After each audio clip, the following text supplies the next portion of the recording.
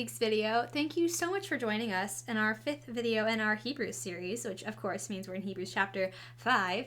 If you are new here, thank you so much for clicking on this video and watching, and I hope that this brings some value into your life. For some, background, I am Emma. I am the person who runs the blog on Instagram, Tea and God, and then also the YouTube channel here, as you could probably guess. And I just hope that if this video brings value to you, you feel free to join our little tea and God-loving community. And, it's a fun time here. We drink lots of tea, which reminds me, I need to do our tea of the day.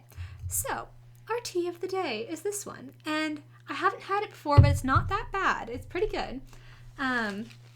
It is from Leavenworth, Washington. Sorry, I'm reading the tag because it's from, here we go. It's from Cup and Kettle, and it's a store up in Leavenworth, and it is the chocolate banana bread tea, and it's cool. If you look here, they have there we go. They have banana chips and what are those? Pecans? Walnuts. They're walnuts. I'm a noob. So they have banana chips and pecans in it, which I think is pretty cool. Not pecans. I keep saying it. Walnuts. There are walnuts and banana chips in it, so it's pretty cool. But it tastes, it doesn't taste exactly like banana bread, but it's pretty dang good, so it's okay.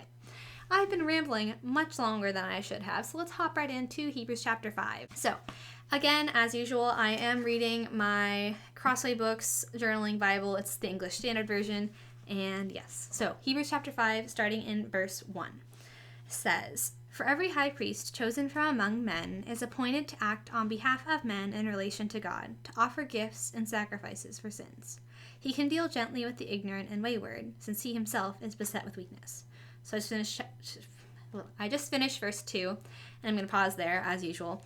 And I think that it's really important for us to realize that, as verse 1 shows us, everyone placed in a position of power, whether that's, in your church, in your community, in the nation, in the world, wherever, was placed there by God. And I think it's also really important, as verse 1 shows, true leaders are people who are, one, appointed by God. They admit their failure. That we get into a little bit later. That is kind of highlighted in verse 2 and 3. But they also are humble. They aren't going to be like, oh, I'm so much better than you. That's not what a true leader is going to act like. And then in verse 2, it reminds us that when it says, since he himself is beset with weakness, that reminds us that the people in our lives who we see as role models, as we see as, oh my gosh, they're so much better than me because they can do blah, blah, blah, blah, blah. It's important for us to remember as Christians that we all still struggle with sin, even if it doesn't look like it from the outside. So you might see Sally down the street and be like, girl, she has everything on, she is, she's doing everything right. She's got her family in line. She's got all her ducks in a row. She has a great career. She has a beautiful house. She has beautiful whatever. But reality is, and you might think she can't be struggling with what you're struggling with, but we're all human. We all screw up. We all do stupid things. So even if she's not necessarily struggling with what you are exactly in that moment, she might have struggled with it before, or she might have struggled with something similar, and so she'll be able to empathize with you and help you through it. That's something that as Christians, I feel like we really forget, is that we're, the church, sorry, I'm going off on a tangent. The church is sometimes seen as, a checklist for us. It's we go to church every Sunday, go us, but the church, in something that, again, is really important, is church is the community aspect of the Christian faith. It's not, yes, we go to church to worship God and everything, but also church is for us. We need to have a community of other Christians to keep ourselves accountable in our faith. And it's really important for us to remember that and realize that by having a community in our churches and in our communities, we can have that accountability and those people in our lives that we can go to when we're struggling with different issues that they might, again, have either experienced themselves in the past, or they can empathize with and relate to the struggle that they did struggle with if they didn't struggle with exactly what you are. So continuing on in verse 3, it says, "Because of this, he is obligated to offer sacrifice for his own sins, just as he does for those of the people. And no one takes this honor for himself, but only when called by God, just as Aaron was." And I'm going to pause there again. I just finished verse 4. And again, it's important to remember that our church, people who are leaders in the church are still sinners, just like we are. They still have to ask for forgiveness. They're not perfect. And it's really important for us to remember that. And it's again important, as verse 4 again highlights, saying that no one takes this honor for himself, but only when called by God.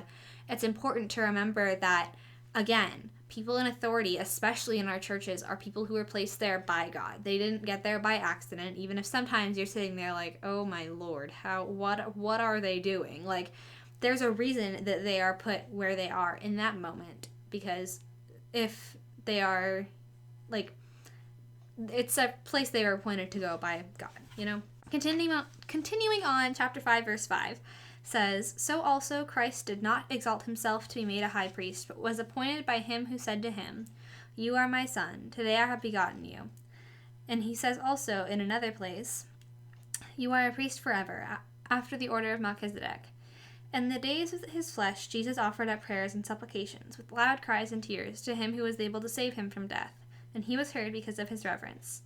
Although he was a son, he learned obedience through what he suffered, and being made perfect, he became the source of eternal salvation to all who obey him, being designated by God a high priest after the order of Melchizedek.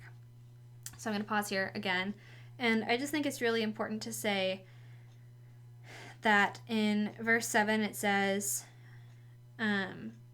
he was offering up prayers and petitions to him who could save him from death. And it's kind of a beautiful picture again to see, because Jesus didn't necessarily want to die. He didn't want the cup that God had given him to drink. But he, at the same time, acknowledged that if this was the only way to save all of us, all of his people, all of, us sinners, that he would do it if that was the only way, because he wanted God's will to prevail and not his. Because, frankly, if he wanted to, he probably could have just been like, I'm not getting crucified today. Not today, honey.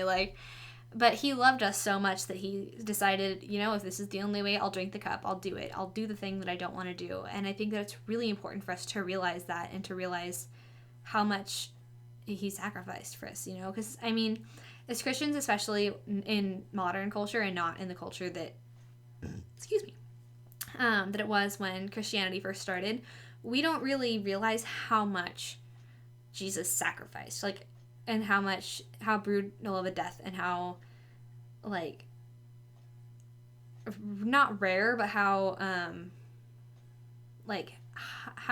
big of a death penalty that was in that day and age, and how difficult that was to know that you're doing. Because death is gonna, in a sense, kind of gonna suck no matter how you die. But imagine if you had this weight on you knowing, well, I'm gonna get crucified in 3 days, or, oh, I'm gonna get crucified in whatever. That is a lot of pressure to be on someone. Even, again, he was fully man, fully God, so he knows everything. He knows how it was gonna end. But still, that's mind-boggling to me. Anyway, sorry, continuing on in verse 11, it says, "About this we have much to say, and it is hard to explain since you have become dull of hearing. For though by this time you ought to be teachers, you need someone to teach you the basic principles of the oracles of God. You need milk, not solid food. For everyone who lives on milk is unskilled in the word of righteousness, since he is a child. But solid food is for the mature, for those who have their powers of discernment trained by constant practice to distinguish good from evil." And just verses 11 through 14, which is what I just read, it's really important to realize that it's never too late to grow in your faith. It's never too late to delve deeper into your faith and into your journey in faith with God. It's never too late to do that, but it is important to realize that with each day that goes by, we lose another day to do that. It's we can't fully live out our purpose that God has given us if we are not in our faith as Christians. You cannot be completely who God created you to be. It's never too late to start, but eventually you're going to run out of tomorrows. If you keep thinking, oh, well, I'm going to use working out as an example, or getting healthy. Oh, well, I don't have time to do that today, so I'll go to the grocery store to get healthy groceries tomorrow. Oh, I don't have time to do that workout video today, I'll do it tomorrow. Oh, I don't have time to go to the gym today, I'll do it tomorrow. And then 5 days go by, 5 weeks go by, 5 months go by, 5 years go by. Oh, I'll do it tomorrow. And then pretty soon, you're 70 years old and never did it and are now struggling with a bunch of health problems, and you're like, oh, I should have gone yesterday, shouldn't I? And, you know, you don't want it to be like that with your faith because, well, again, it's never too late to start it. You have to start it at some point. Otherwise, you're never going to be able to fully live out your God given purpose. And I think it's crazy that God gave each and every one of us a different purpose while we're here. And I think it's all the more important because of that, that we truly live out our purpose and give it a go and give it a shot, you know? So that's Hebrews chapter 5. I hope that this video made you guys think a little bit. Hopefully that helped kind of break down Hebrews chapter 5 a little bit more. It's also really good in the New Living Translation. If you don't like the English Standard Version, I also really like that translation. But as usual, before I start rambling a ton, I just want to say that if you guys enjoyed the video, please feel free to give it a like. And if you know somebody who you think would enjoy the series, feel free to send it over. And again, if you're new here and you enjoy content like this or are just interested in seeing more of what we do in this little community, feel free to either subscribe here or go check out my Instagram. I do more daily content on there. And as per usual, if you guys leave this video knowing nothing else, I hope you know how precious and loved and valued you are by the God who created you. And I just really hope that you guys have a great rest of your day or night or afternoon, whatever time it is where you are. But yeah, thank you guys for watching, and I will see you guys next time. Bye, guys.